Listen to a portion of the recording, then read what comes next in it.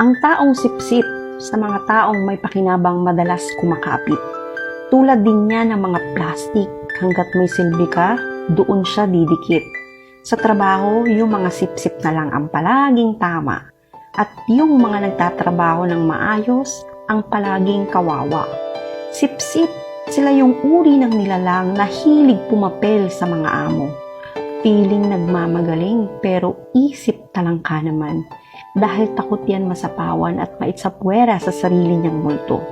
Sila yung mga taong ayaw kang maging masaya, kaya sinisiraan ka sa iba. At tipong gagawin ng lahat, mauna lang silang umangat. Kaya lagi mong tatandaan na huwag kang manira ng iba para lang umangat ka.